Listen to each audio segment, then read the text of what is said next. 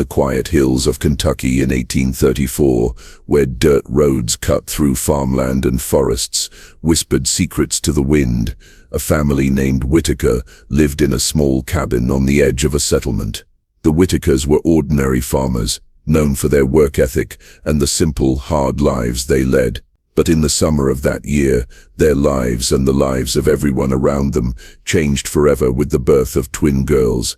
From the moment of their arrival, the Whitaker twins seemed unusual. Born within minutes of each other, they were nearly identical in face and body, yet the midwife, an old woman named Esther Briggs, swore she had never seen anything like them.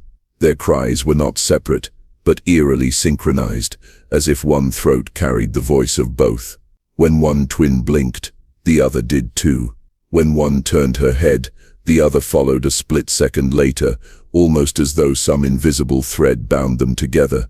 At first, the family thought little of it. Twins were rare, but not unheard of. The Whitakers named them Margaret and Mary, baptized them at the local church, and carried on with their lives. But as the weeks turned into months, the strangeness of the girls became harder to ignore. Neighbors noticed the way they never seemed apart. If Margaret cried in her cradle, Mary would cry too, even if she was asleep in another room. If Mary grew sick, Margaret would show the same symptoms within hours. Their mother, Eliza, began to dread feeding them because she swore they would sometimes turn their heads in perfect unison to watch her with wide, unblinking eyes. By their first birthday, whispers began to spread. The preacher, Reverend Holloway, claimed the twins were unnatural, perhaps cursed. Farmers muttered that no good could come from children who mirrored one another so completely. And yet, the Whitakers defended their daughters. "They're just children." Their father, Thomas Whitaker, would say, "God made them the way he saw fit." But in the frontier world of 1830s Kentucky, people feared what they could not understand. As the girls grew, the mysteries multiplied. By the age of 3, it became clear they could communicate without words. If one was asked a question, the other would answer. If Margaret pointed to an object, Mary would fetch it before Margaret had spoken. Sometimes they both laughed at the same time, at nothing anyone else could see. The family noticed another chilling detail. When one twin was injured, the other reacted. A small cut on Mary's finger would make Margaret yelp in pain. When Margaret fell and scraped her knee, Mary limped as if she too had been wounded. The doctor who came to see them, a country physician named Dr. Price, left their cabin pale and shaken, muttering about sympathetic nerves and phenomena no science could explain. By the time they were 5 years old, the Whitaker twins had become the subject of fascination and fear. Visitors came from neighboring towns to see them, curious onlookers who whispered about witches, curses, or spirits. Some wanted to test them, asking one twin to leave the room while the other was questioned. Yet somehow, the one outside would answer correctly, word for word, as if she had been present the entire time. The Reverend grew harsher in his sermons, warning of the devil's hand in unnatural births. "The Lord gives us children," he thundered, "but the devil sends his own as well." Families began to keep their children away from the twins, fearing they carried a curse. But the most unsettling thing of all happened one winter night, when the twins were 6. Their mother found them standing side by side in front of the cabin's fireplace, staring at the flames. Their lips were moving, whispering words she could not understand. When she called out to them, they turned in perfect unison and said, "We weren't talking to you." Eliza never forgot the coldness in their voices, or the way her blood seemed to turn to ice. Still, Thomas insisted they were simply children with unusual habits. He refused to let fear rule their home. But even he could not explain the way animals avoided the girls. Horses shied when they came near, dogs growled low in their throats, and the Whitakers' own chickens scattered whenever the twins approached. By the late 1830s, the story of the Whitaker twins had spread far beyond Kentucky. Newspapers in Louisville, and even as far as Cincinnati, ran strange little columns about the girls who share a single soul. Doctors debated whether they were a medical marvel or something darker. Scholars of the day speculated about mesmeric influence or animal magnetism, theories that tried to explain what science could not. But the townspeople of rural Kentucky didn't need theories. To them, the Whitaker twins were something to be feared. And as the years went on, fear would prove justified. Because whatever bound Margaret and Mary together, it was more than just blood. It was something deeper, something that defied the laws of nature itself, something that even science, to this day, has never been able to explain. By the time Margaret and Mary Whitaker turned 7, the strangeness of their existence could no longer be brushed aside as coincidence. Their uncanny bond, which had begun with mirrored cries and shared pains, grew more elaborate with every passing year. What unnerved their family most wasn't what the girls said, but what they didn't need to say. The twins seemed to think together. If one wanted to fetch water, the other would rise and follow without a word. If Margaret reached for bread at supper, Mary's hand already hovered above the plate. When one laughed, the other's lips curled in the same grin, not seconds later, but instantly, as though they were one body split in two. Neighbors who once came to watch in fascination began keeping their distance. Children were told not to play with them. At school, other pupils whispered cruel nicknames: the Mirror Girls, Witch Sisters, or simply the Cursed Twins. Some children refused to sit beside them at lessons, claiming the girls' eyes looked through you, not at you. Their teacher, Miss Calloway, tried to defend them. She wrote in her journal, a record discovered years later, that the girls were unnervingly clever, able to complete each other's sentences, and even solve problems faster when working silently together. But she admitted something troubled her when she asked one twin a question. Both sets of lips would sometimes form the answer at the exact same moment. She described it as two mouths, one thought. As the twins grew older, more disturbing events unfolded. Animals continued to recoil in their presence. Dogs growled until pulled away.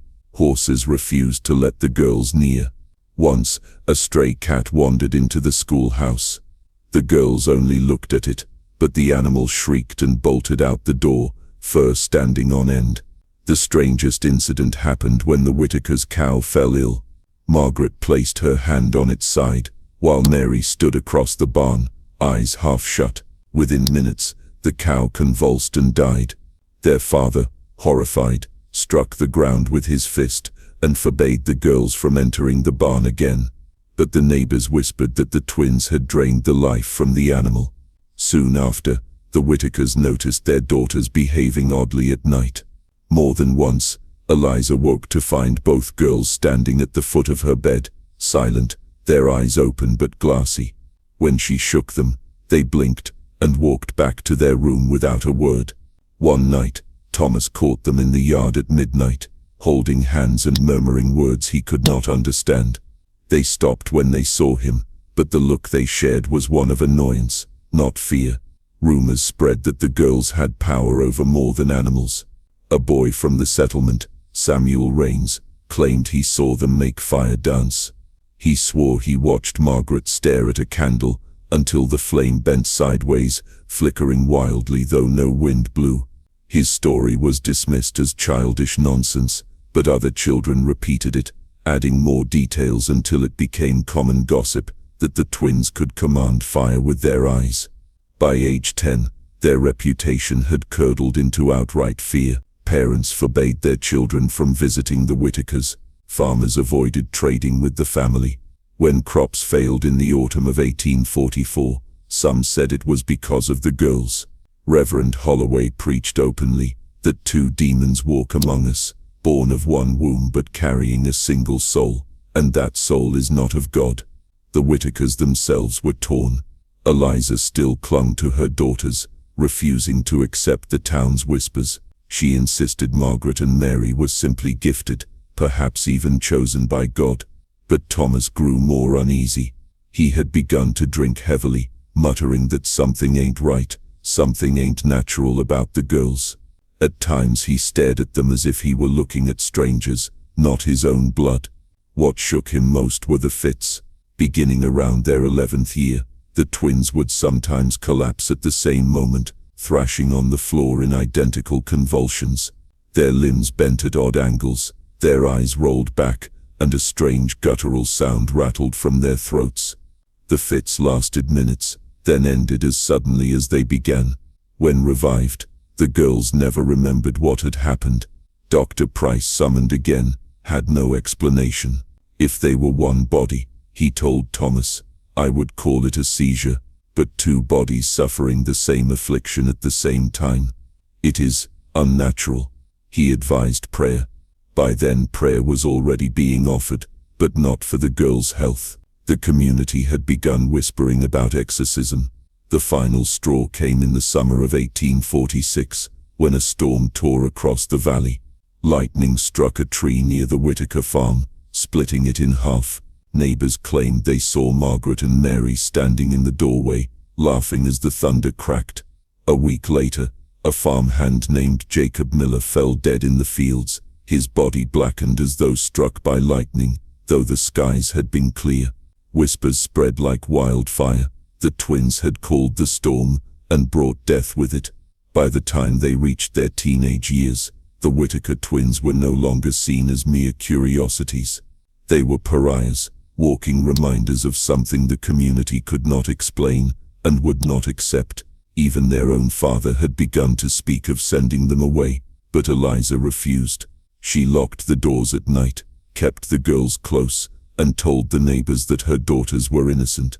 And yet, when she looked at them in the quiet hours, standing side by side with the same half-smile on their lips, even she felt the gnawing dread that perhaps the Reverend was right.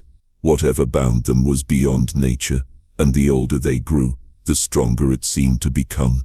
By the time Margaret and Mary Whitaker were 13, their story had spread well beyond the hills of Kentucky. What began as local whispers about the Mirror Girls now drew the attention of outsiders, men of science, religion, and even curiosity seekers, who wanted to see for themselves the strange children that shared one soul in two bodies. The first to arrive was Dr. Elias Weatherford, a physician from Louisville, known for his interest in unusual medical cases. He had read accounts in the Cincinnati Gazette of unnatural twins who could feel each other's pain and answer questions in unison. Intrigued, he made the arduous journey to the Whitaker farm. Weatherford examined them carefully. He pricked Margaret's arm with a small pin while Mary was blindfolded in another room. Almost instantly, Mary flinched and whimpered. When asked why, she said, "Something stung me." The doctor recorded this in his notes, visibly shaken.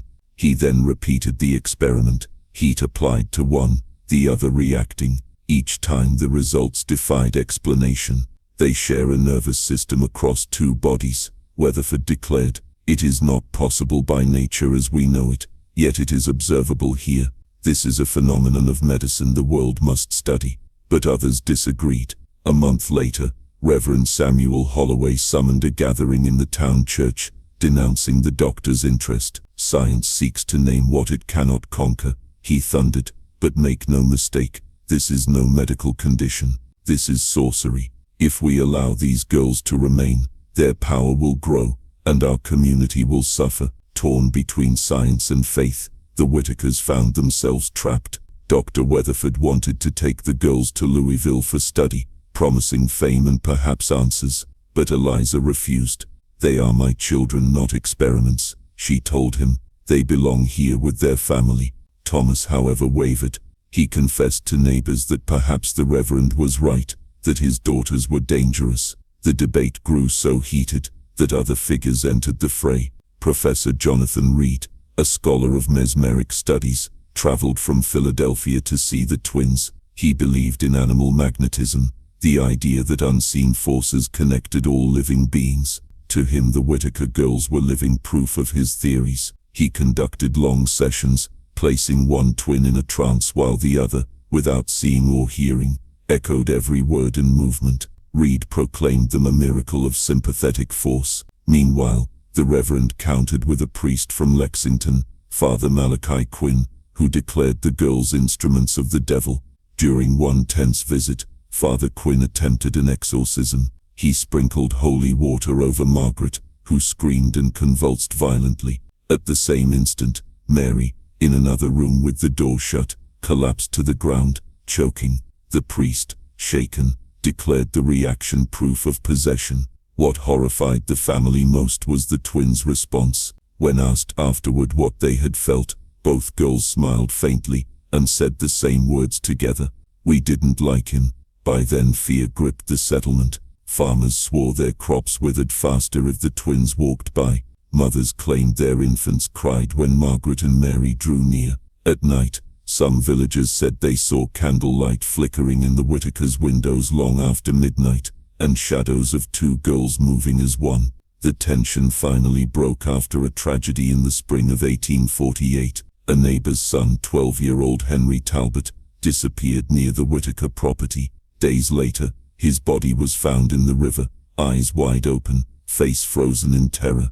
No wounds marked him, no clear cause of death, but whispers spread instantly. The twins had cursed him. Samuel Rains, the same boy who once spoke of fire bending, swore he saw Henry talking with Margaret and Mary the day before he vanished. The Reverend seized on this as proof. "The girls bring death," he declared, "and if we do not act, more children will fall." Dr. Weatherford and Professor Reed tried to argue otherwise, insisting the death was coincidence, but their voices were drowned out by the fury of the community. For the first time, the Whitaker family feared not just gossip but violence. Angry men gathered outside their cabin shouting threats. Rocks shattered windows. Someone painted crude crosses on the door. Inside, Margaret and Mary sat calmly by the fire, whispering to each other as if nothing was happening. When Eliza wept and begged them to tell her the truth, whether they had anything to do with Henry's death,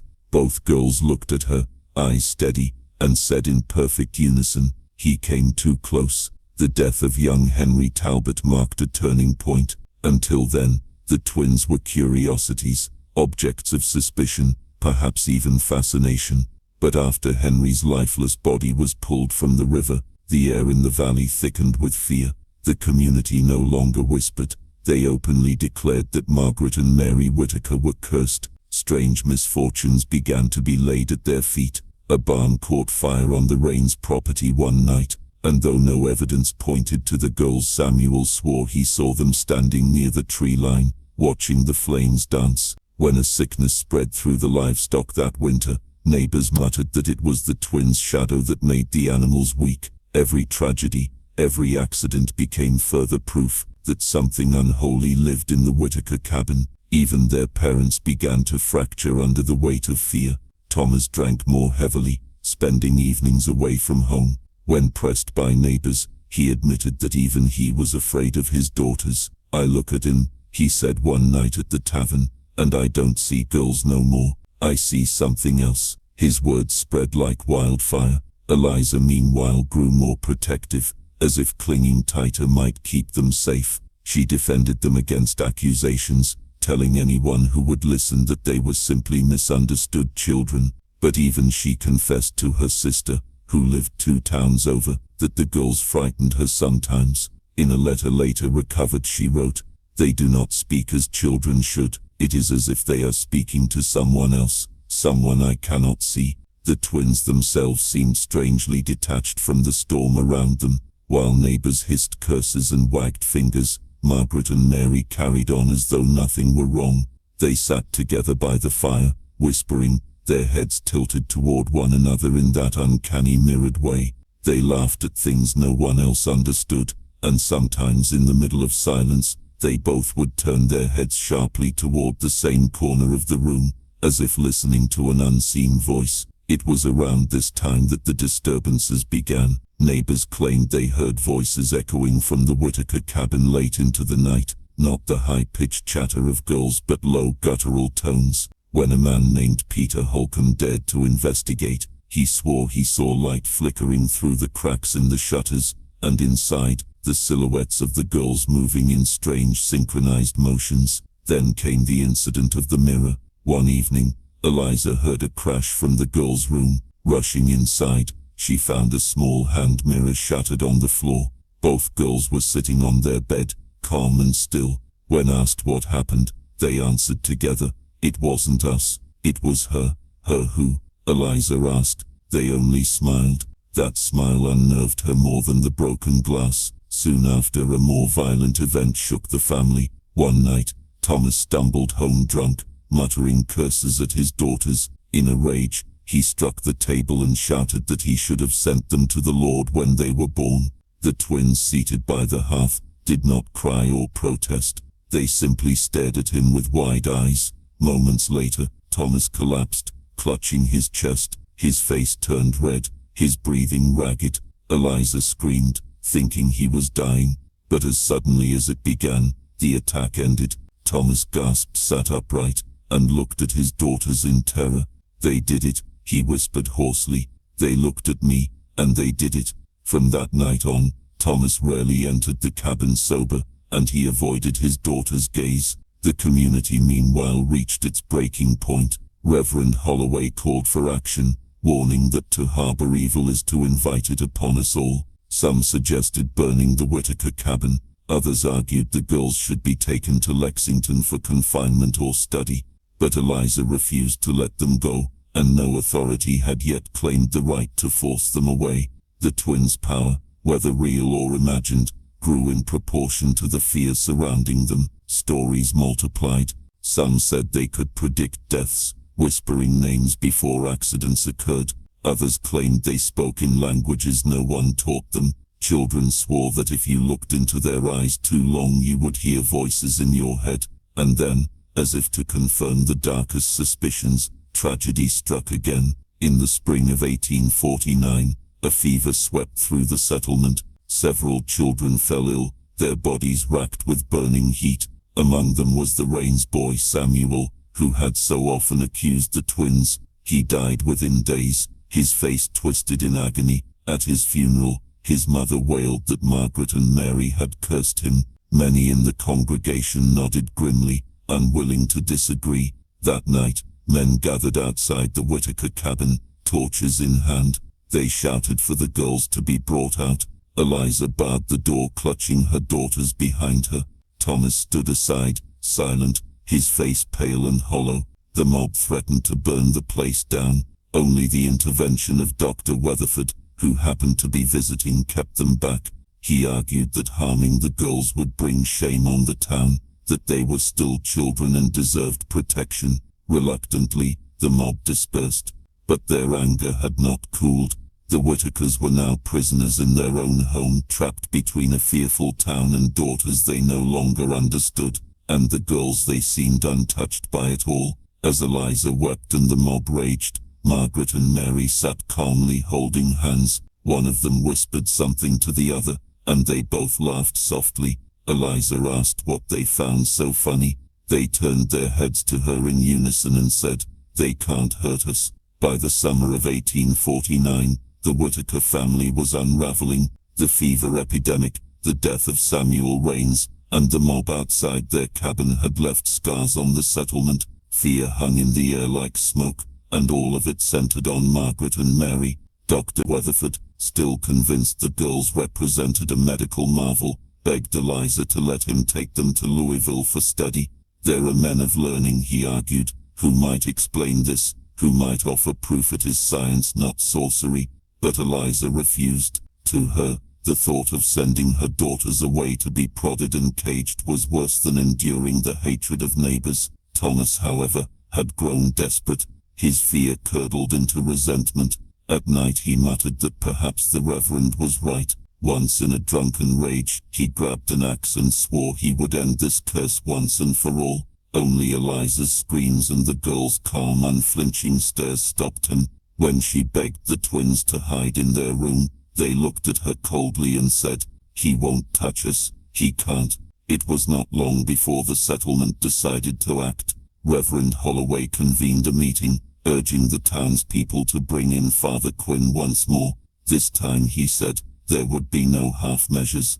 The priest would attempt a full exorcism. If that failed, the Reverend hinted, then perhaps other remedies must be considered. On a sweltering August afternoon, Father Quinn arrived at the Whitaker cabin with a small group of men. Eliza clutched her daughters tightly, refusing to let them go. But the twins, strangely calm, agreed to sit in the parlor while the priest recited his rites. They did not resist when he pressed a crucifix against their foreheads. They did not flinch when he sprinkled holy water over their hair.